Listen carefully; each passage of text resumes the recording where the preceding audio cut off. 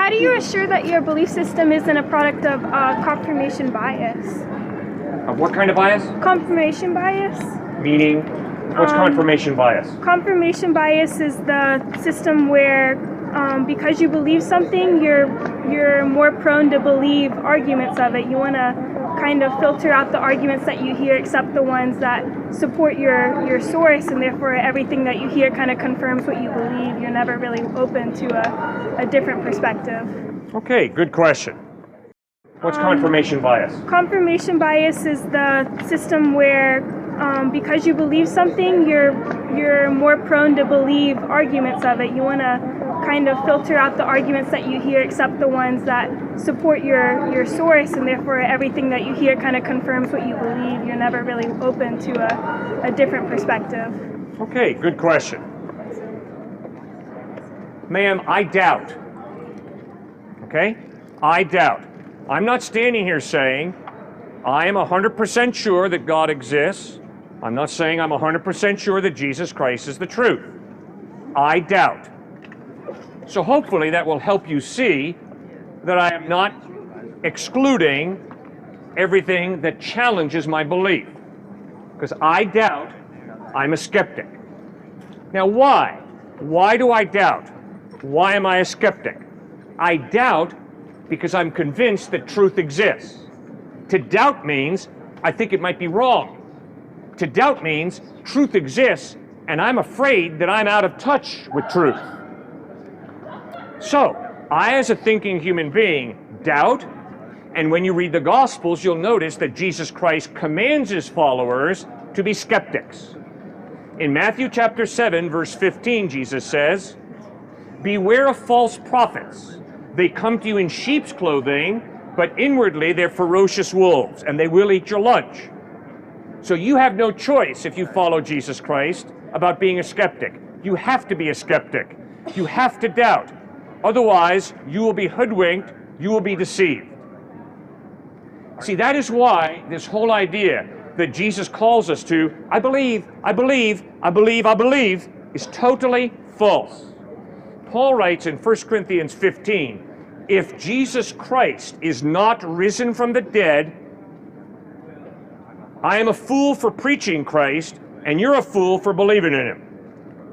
In other words, Paul is saying, there's a way to verify Christ or falsify him. If he didn't rise from the dead, you're fools for following him. If he did rise from the dead, you're a fool for not following him. So obviously the question becomes, does the historical evidence point to Christ having risen, or does it not? But you see, sir, ma'am, that is skepticism. That is doubt. And that is why I, as a follower of Christ, celebrate doubt. I'm not scared of it. I celebrate skepticism. I'm not scared of it. And that's what Jesus calls us to do. To be very skeptical, to doubt. But watch out for cynicism. Because a cynic is someone who's been so hurt in life that they can't trust anybody. You know what that leads to? A very lonely life. So, if any of you are cynics, you better watch out. Because a cynic is someone who uses their emotional pain to say, stay away. I don't trust you. Well, what does that mean? It means I'm never going to have the privilege of having this guy as a friend. So watch out for cynicism. It's rampant in our culture. It's popular among the intellectual elite to be a cynic. Now, cynicism doesn't lead to anything except loneliness and despair. So don't follow cynicism, but be a skeptic. Ask the hard questions, and then go and find the answers to your hard questions as best as you're able to. Do you think that human reasoning is a safe foundation for faith, regarding that the two seem to contradict each other? Is human reasoning a solid foundation for faith? Absolutely yes. If you believe in Jesus Christ because he was a first century charlatan, if you believe in Jesus Christ because he ripped people off, if you believe in Jesus Christ because he was a liar, if you believe in Jesus Christ because he was a racist bigot, you are a fool. You don't trust someone who's unreliable. You only trust people You only trust Jesus Christ if they are reliable. Does that make sense? I trust you're not a student here for any other reason except that the evidence is Texas State will provide you a good education and a diploma on your day of graduation. If the evidence is that Texas State provides a horrible education and might break tradition and not give you a diploma on your day of graduation, you'd be a fool to pay money and to matriculate here at Texas State. You'd be an idiot. You're not idiots. Why? Because you follow the evidence. And the evidence is Texas State is a reliable institution of higher learning. That's why you've committed as much money, work, and time to this place. That's called faith based on evidence. Can you prove to me that Texas State is going to give you a diploma on your day of graduation? No, you cannot. They might break tradition and not give you a diploma. But the overwhelming evidence is they will give you a diploma. If you pass your courses, you will get a diploma, right? I respect a lot of what you're saying. I know what I say isn't going to change your opinions on things. You don't know that. Well, I mean, and also what you say isn't going to change my opinion. You don't know that? A little bit, but anyways. One thing that I did have a problem with, Yes? I've been here listening for a while. Right. And one thing I had a problem with is you said life without God is meaningless. But my question to you is, why does God have to have a meaning in life when, in my opinion, I think that the meaning of life is, people. Like I think that the meaning of life is like making connections with people and loving one another because they're people. I don't think that, we need God to do that. You know what I mean? I think you don't. You're right. We give ourselves meaning. Yeah. And we give meaning to other people, but God doesn't give us meaning. You bet. That's what I think. Okay. Here's what I've been trying to say. Every atheist friend of mine loves. Every atheist friend of mine does good deeds. Every agnostic friend of mine loves. Every agnostic friend of mine does some good deeds. Okay? Right. Real clear. Second point. My only point with my atheist and agnostic friends are, this good that you so enjoy doing. This love that you so enjoy doing. It's real, isn't it? Right. And all of my atheist agnostic friends say, yeah, Cliff, it is real. And my point is, the only way you can have an intangible value of love that is real is if there is more to reality than matter and energy evolved to a higher order. There's got to be some type of personal God who creates us as more than just biochemical reactions. Yes, we're biochemical reactions, obviously. But my point is, when you write up the biochemical makeup of your brain, that's not the whole story. There's still a free will. There's still a you that is capable of making decisions. That points us to the fact that there is more to reality than matter and energy. There's got to be some type of God. See, my point with this guy who earlier was out here just raving and dropping the F-bomb all over the place about socialism and capitalism, my point is, I applaud your outrage. I like it. You hate evil. Guess what? So do I. But the question is, why are you so upset about evil? Because you see, if evil is just a human construct, it's relative. If I define racism as evil today, but tomorrow I define racism as good, I'm not right today and wrong tomorrow. If everything's meaningless, I just have my perspective. And if my perspective today is racism is wrong, and my perspective tomorrow is racism is right, I'm not right one day and wrong the other. Because life is meaningless, ultimately, we create our own meaning. We create our own morality. And if today I create racism to be wrong, that's cool. But if tomorrow I create racism to be right, that's equally cool. And if you come back to me and say, yeah, but the majority of people in your culture tell you that racism is wrong, I say, guess what? That's just cultural relativism. If I go to another culture, they will embrace racism. And it's all still relative. You see, if there is no God, if in reality there is no God, then there are no moral absolutes.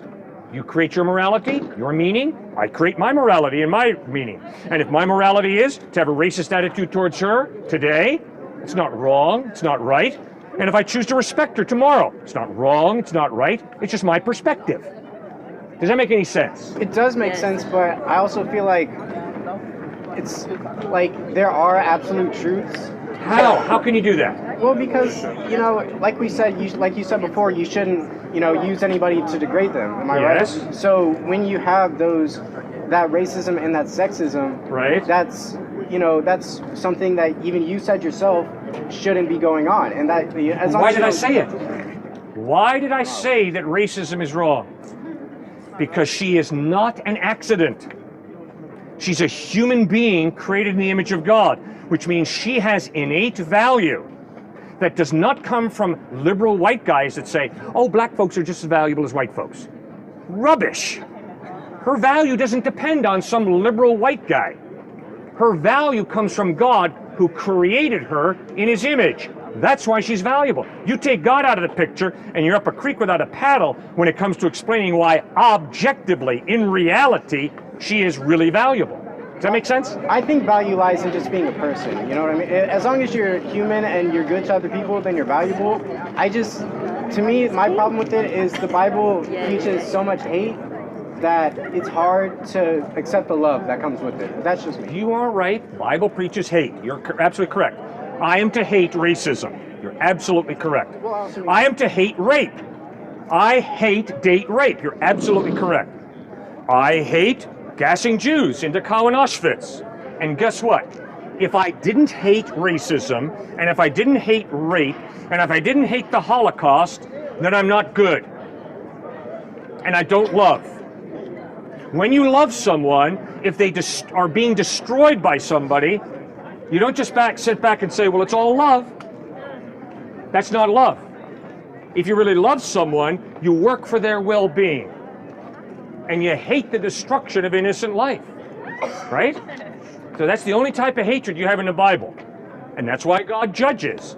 God hates rape, racism, Holocaust, etc. Like when you speak of God, you say God is all-knowing, right? All-loving, all-knowledgeable. So he knew from the very start, if there is a God, he knew from the very start that there were going to be homosexual people, that there were going to be transgender people, that there were going to be people that were against this word that you believe in. So how can an all-loving and all-knowing God create this world with this people, but then go against it and try to keep them against it and say, no, I gave you this world, but you know what? You can't have this part. This is not right for you. But what you're saying is right because it's the word of God, so you're right. That's how it's coming off to me, which I respect your beliefs, and I'm not disagreeing. I'm not saying you shouldn't believe what you believe in, but when you spit out the message that it's wrong, I mean, that you still convey love, that is just a misinterpretation for the people who think of love as more than just man and woman. Okay, is racism wrong? Is racism wrong? Of course. What do you mean, of course? Why is racism wrong? Because discriminating someone of their color or for their color, or honestly, for their color, for their gender, for their sexuality, for disabilities, for anything, discriminating someone is wrong. Why? Point blank, period. Why is racism wrong? Because it dehumanizes someone. What's wrong with dehumanizing someone? Why is that wrong? Because we're all equal. Why are we all equal? You take God out of the picture, ma'am, and you're up a creek without a paddle when it comes to explaining why is human life innately valuable. Obviously, if there is no God, culture, individual defines people, right? So if there is no God, and you're black, and you're born at the time of the Dred Scott decision, you're obviously 3/5 the value of white folk. If you're black and you're born in South Africa at the time of apartheid, tough luck.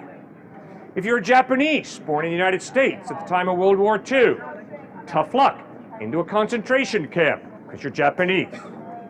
So if what you're telling me is culture defines human value, what you have to acknowledge is that value is totally relative depending upon which culture you're living in. I'm standing here saying, according to Jesus Christ and according to your consciences, racism, sexism is absolutely wrong. Not because I'm a white, enlightened intellectual. No. Not because I live in a democracy. No. Racism and sexism are absolutely evil because all human beings have innate value that comes from God. Possible that these little 12 apostles were blind, gullible puppies, blindly following this heroic Jesus of Nazareth. But when you read about how they responded to Jesus, you can't conclude that. They denied him, they doubted him. Judas Iscariot, one of his 12 closest friends, betrayed him for 30 pieces of silver. These are not blind, true believers. These are skeptics. They're Christ doubters, Christ deniers. Well, guess what, guys? I like that, because that's the way I am. But I can promise you that ups the credibility of the gospel. So wouldn't it be a lot easier if, he just came and actually said what he was or isn't, instead of having middlemen come to college campuses and try and tell us things? Like, why can't we get the source? Good. Why can't he just come down? Well, that's the whole point. He did come down. No. 2,000 years ago. Like, what's he been doing lately other than making footprints in sand? Like, why can't he come here? Well, you have a source document. You have the Gospels. No. Like, that's an ancient book. We want now, today. Like, where's he been? What's he been up to? Okay, good. God, it's not enough what you've done to reveal yourself. Unless you do X, Y, and Z, you're not going to be privileged enough to have me believe in you. Do you think that smacks of sincerity? If a girl looks you in the face and says, I love you, and you say, really? I don't believe you unless you have sex with me. What do you think of that? That seems good. I like that. Just think about it. Because I think your answer that you just gave is the answer to your previous question. But because I absolutely see you as a middleman. There's God, there's you, and then you're telling us, the herd, the flock, what God says. He's sending you out on a mission. But why can't he be here? Why can't he come out of the heavens and split the ground and all kinds of good science fiction effects and, that would be so much easier. It would clear up a lot of confusion, and we'd be good to go for the rest of human eternity. Now that we have technology to record it rather than... And the answer to that is, I'm going to burn it. God respects your freedom. Respect his freedom. God doesn't play games with you. Don't play games with him.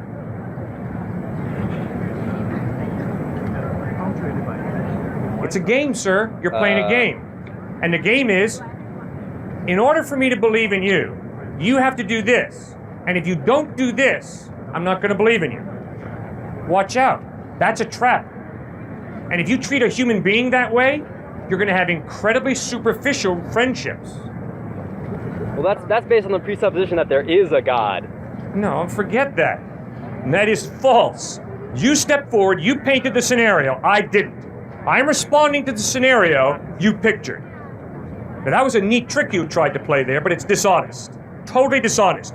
You stepped forward, you set the scenario. The scenario you set was, hey, why doesn't God perform more miracles today? Then I would believe in him. That's the scenario you set. And I'm pointing out to you how dishonest that is in approaching a personal being that way. If a girl says to you, I really love you, and you look her in the face and say, you know something? I don't believe you unless you have sex with me. You are one crass manipulator. You said more miracles, but they didn't have any understanding of gravity back then or oxygen. So why to their 2,000-year opinion of the way world is, how does that compare to what we have when we have knowledge? So what I'm saying is, how come the miracles can't happen today? Because you said more miracles, so you assume that the snake talked and the sea was split and he came back from the dead. But why can't that happen now? Miracles do happen now, but they don't happen on command. They don't happen for some cynical person who says, hey God, do you want to have the privilege of me believing in you? Which is obviously total human arrogance. Hey, why don't you do this miracle and then I'll believe in you? Instead, God respects your freedom. He doesn't force you to believe. He doesn't manipulate you. He says, here's the evidence that I love you. Here's the evidence that I care for you. Now you have to make your own decision. It's not manipulative that God creates us to love him. Like if I had an ant farm Yes. Would I demand that the ants love me, and if they don't, they're going to go to ant hell? If you create the ants for a purpose, then it would behoove the ants to live out the purpose for which they were made. My friend brought up a good point, which I feel like we may disagree a little bit upon. He was saying that the claim that Jesus led a perfect life, sinless life, isn't really met by the evidence, even of the Gospels, because they don't account for every single moment of his life, which you claim to be ridiculous, but given the extraordinary claim, it seems like that's what's required in order to have a justified belief in that. Well, I think you're making the same mistake that Descartes made. Descartes was trying to say that unless I can believe something is true, you have to be able to prove it to me. I think that's a ridiculously naive approach to truth and to life. Sir, I can prove almost nothing. But that doesn't mean I can't make decisions. I make decisions based on evidence, not proof. And I think if you look at your life, you're no different from me. Well, I'm a little bit different than you, but... Yeah, well, obviously you're a little different from me. And you're fortunate that you are different from me in certain ways, okay? So, I mean, I pray you'll come to put your faith in Christ, but I don't pray that you be just exactly like me. That would not be good in all situations, I can promise you. But I think if you look at your life, you've got to acknowledge, I cannot base my life on proof. I base my life on evidence. I mean, if you're in ROTC, can you prove to me the United States government is not going to rip you off? No. If you're paying the University of Arizona lots of money to enroll here, can you prove to me that on your day of graduation, the University of Arizona is going to grant you a diploma? Maybe on your day of graduation, the University of Arizona is going to say, hey, you know something? Let's break tradition. No diplomas this year. Oh, no. It's possible, right? Anything's possible. But the reason you're so committed to this fine institution is because the evidence is you complete your courses and you'll get a diploma. You don't prove it, but the evidence points in that direction. Yeah, but it's not so much a solid something that's akin to a mathematical proof. It's more the ability to disprove it. For example, you don't need, if I were to make the claim that I had a perfect life, you wouldn't need an entire count because you would just be able to say, oh, I saw you trip an old lady yesterday, or something like that. Good point. It seems like if we're going to have little bits and pieces of Jesus' life missing here, especially that 30 years of the gap in the Gospels, there's a very good possibility that he could have sinned or whatever, or erred in some way. Theoretically, it's possible, I agree. But I can promise you, sir, if I live with you closely for 3 years, and if I never see you sin once, that's going to blow me out of the water.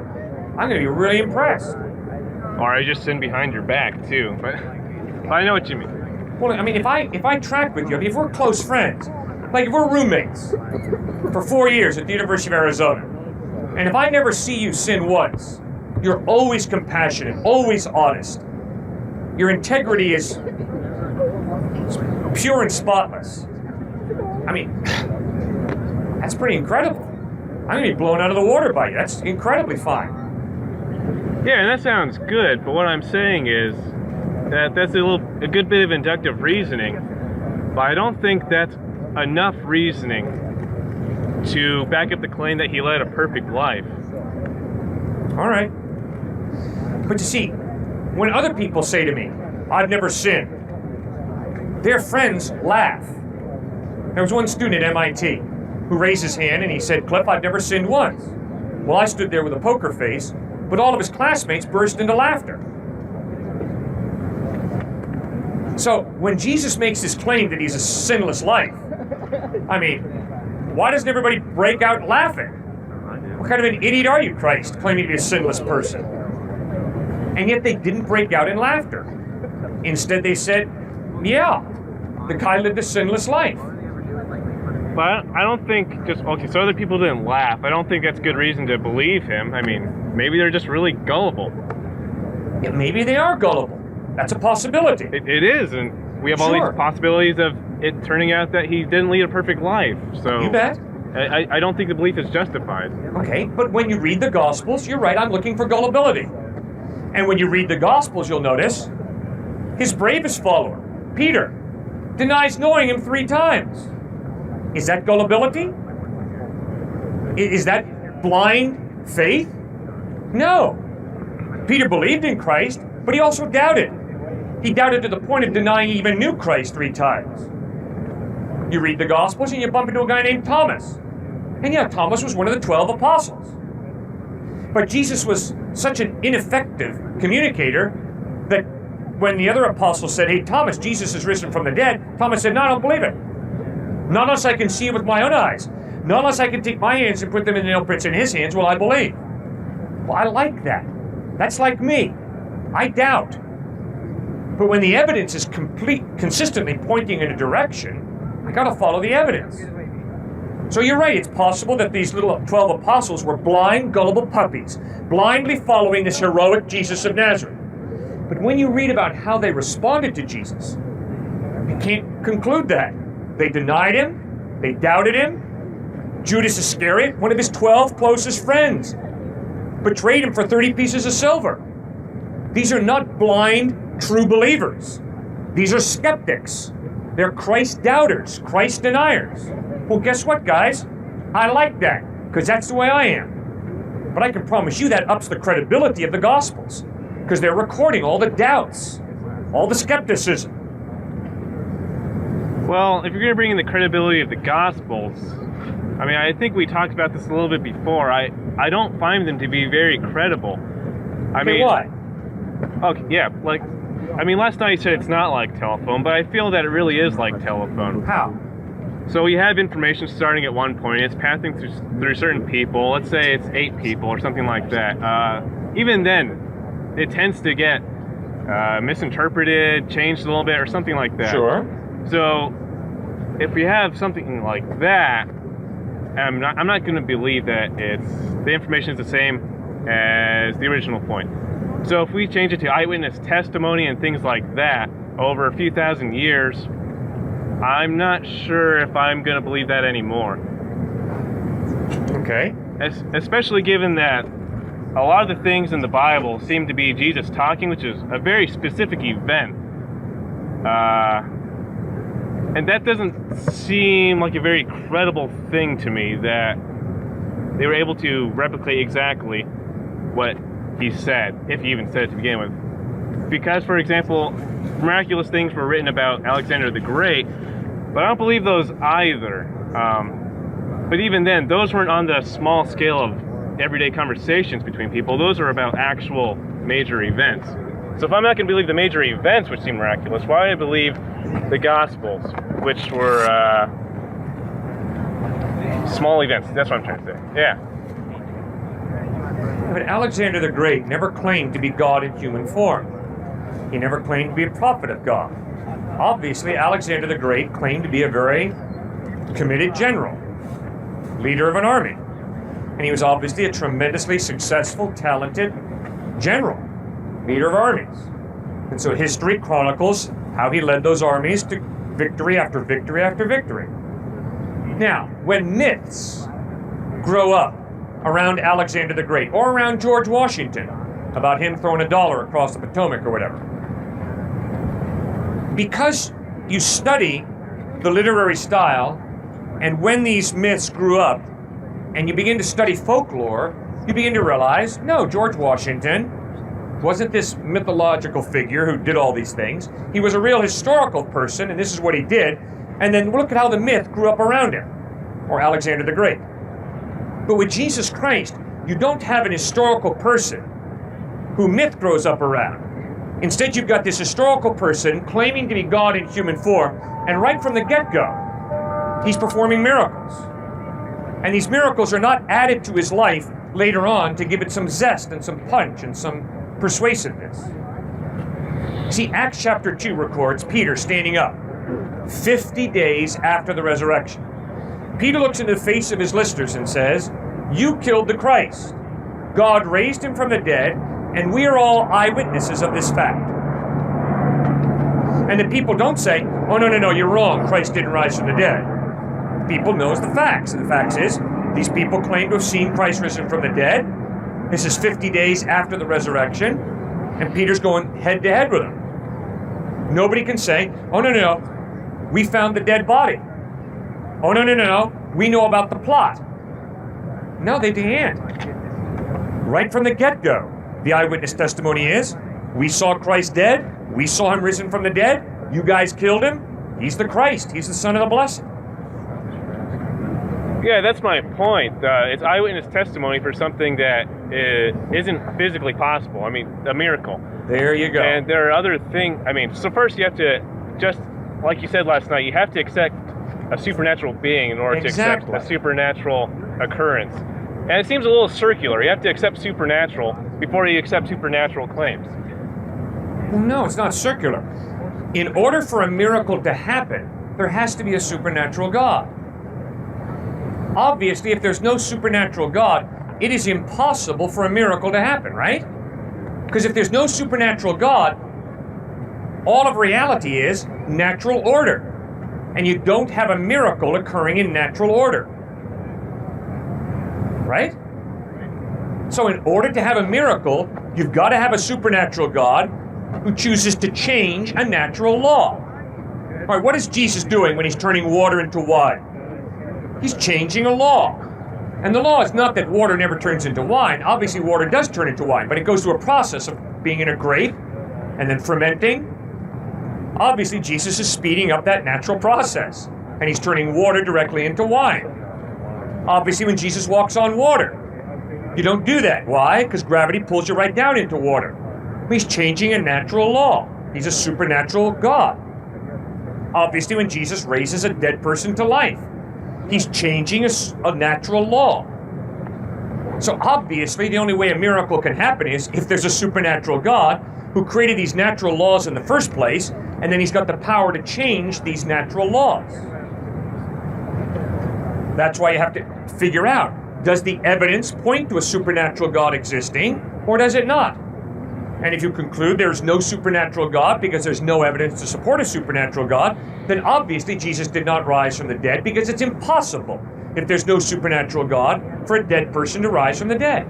It's impossible. What's the evidence of the soul? What's your evidence of the soul?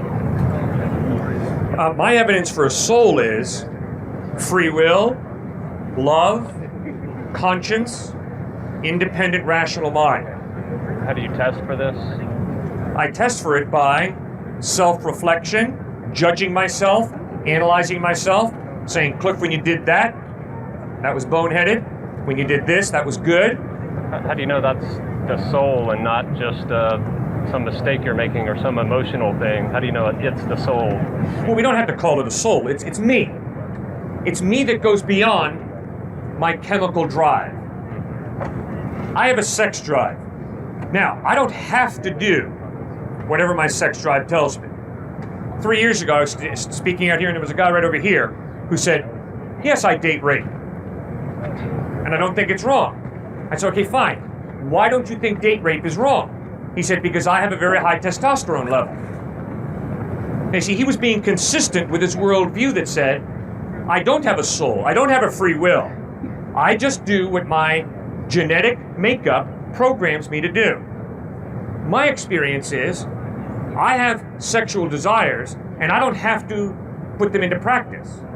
I can control them. My experience is, I really hate some people who've treated me rather despicably, but I don't have to continue to hate them. I can choose to forgive them. Now, to be honest with you, Benjamin, at times I've hated them, and I'm embarrassed by that. But I know that I've also been able to change, and with the help of Christ, love people who naturally I would hate. Let me give you one quick example. I went to college to play major college basketball down in North Carolina. But there was an assistant basketball coach who would stand on the sidelines, and every time I'd make a bad pass, every time I'd make a bad shot, he would mock me. Stupid. Look at the chicken out there. Knechtle, can't play ball worth squat. My teammates would come to me and say, Cliffe, what have you done against this guy? Did he treat you like a piece of dirt? And I'd say, I don't know. But I can promise you, Benjamin, I had some major bitterness and hatred towards that guy. I tried to love him, Benjamin. I tried to care about the guy. I failed time and time again. I hated his guts. If he would have died, I would have been celebrating at his funeral, to tell you the truth. And it wasn't until I reached the point where I said, Christ, I need your help. I tried to love the guy and I failed repeatedly. And Christ helped me to love a man who I hated on my own. You know, I've had similar hatred toward people, but I've been able to restrain myself without the belief in Christ. It's, Good. You know, through ethical measures. And isn't that your free will? Isn't that the real Benjamin choosing not to hate? I guess, but it's constrained, you know, by certain events. Right. It's not just, you know, something I feel that I was born with this, you know, to not go kill this guy or whatever. When certain people have hurt me very deeply, my knee-jerk response is to hit him as hard as I can. I don't have to think about it. I don't have to deliberate about it. If someone cuts me off at the knees, my knee-jerk reaction is, I'm going to cut you off at the knees. That's not my knee-jerk reaction. Okay? Good. Well, that's great. But, Benjamin, I think if you look over your life with a fine-tooth comb, you'll have to acknowledge that too frequently your knee-jerk reaction has been selfishness, thoughtlessness. About it, no. Oh, come on, Not so much. Of course, there's selfishness here and there, but as a whole, no. I would say the majority is not selfishness. Maybe some people are like that, but you can't take one person and assume the entire species is like that. So. Benjamin, I used to think that I was a really selfless guy. Then I got married. And I can promise you, Benjamin, being married to a woman showed me very clearly how selfish I am. Then I thought I got over my selfishness. Then we had 3 boys. Then I really found out how selfish I am. Human selfishness is deeply ingrained. Hey, I've been to many priests, and I've asked them what is actually necessary to get into heaven. They tell me that it's you need to live a just life, and that you need to be kind to your neighbor, and then you have to believe that Jesus is your Lord and Savior. And I asked them, well, what if there's some really holy person that believes in really respecting their neighbor? Their whole life they devote to helping out their community, very not selfish at all, and they just don't believe that Jesus is their Lord. Would they not go to heaven? And the response is no, they wouldn't, because that is a very big sin to not believe that Jesus is your Lord. And I say this to you, this is my question, is if I held a gun to your head and I said you have 20 seconds or X amount of time to believe that the tooth fairy really exists, honestly believe that the tooth fairy exists, you wouldn't be able to do it, because you know the tooth fairy doesn't exist, and as much as you want to live, you can't force yourself to believe in them. And there's people out there that couldn't believe in God. They don't believe in God, and even if they really, really wanted to, they couldn't, because it's this false thing in the back of their head. They know they don't truly believe in it. And if that's so, then God is sentencing people to live in eternal damnation, and it doesn't make sense to me. Can you please clear it up? That is a great point you make. I love your thinking. If you were to offer me $5,000 right now, if I believe that the pink elephant is sitting right here, I couldn't do it. Because my mind tells me there is no pink elephant there. And I don't care how much money you offer me. I can't force myself to believe that the pink elephant is sitting there. Even if you want to. And I obviously would want to. If you offered me 5 to 10 grand, I would want to believe that, okay?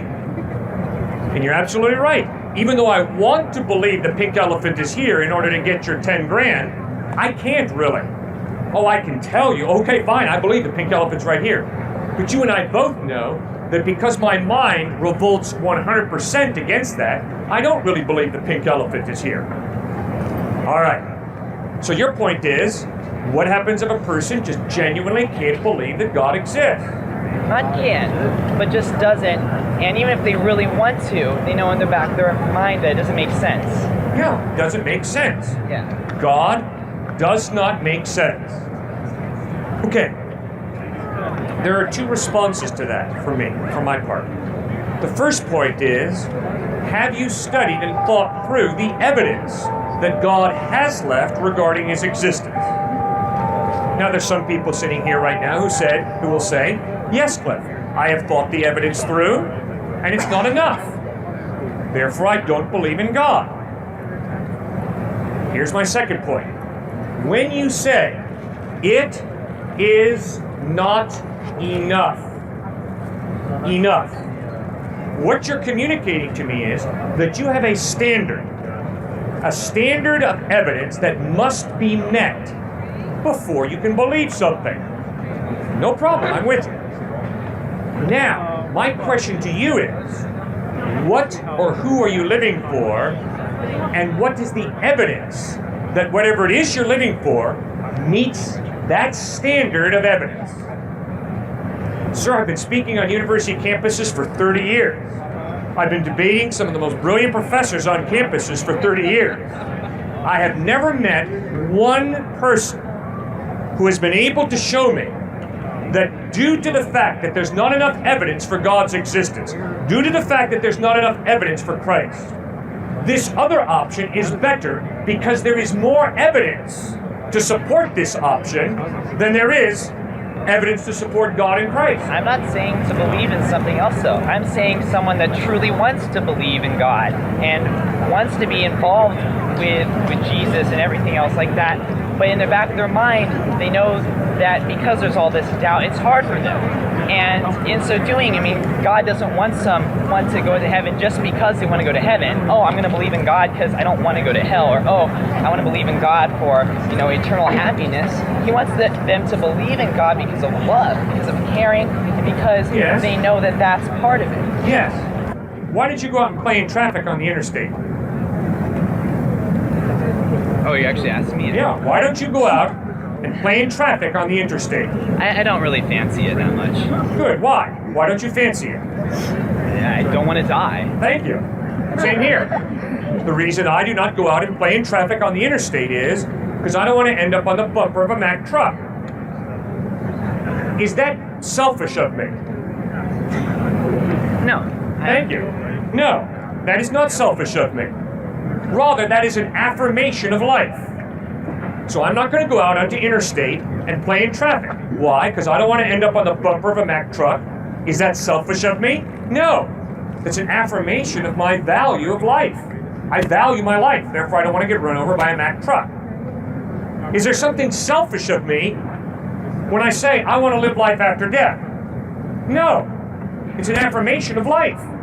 I affirm life. I hate death. Jesus Christ said, I am the resurrection and the life. He who believes in me will live, even though he dies. He affirms life. I affirm life. Hey, we got a match here. But that's not the problem. What's the problem then? The problem is not with you specifically, it's with God. If God only accepts those 100% accepting of him, then if someone can't accept him, he has ruled out those trying to. Sir, nobody ever believes in God 100%. I doubt. Everybody doubts. Every atheist doubts. Every agnostic doubts. Every Christian doubts. Every Muslim doubts. Every Buddhist doubts. We all doubt. The question is, how are you going to handle your doubts? What are you going to do with them? Are you going to allow your doubts to harden into unbelief?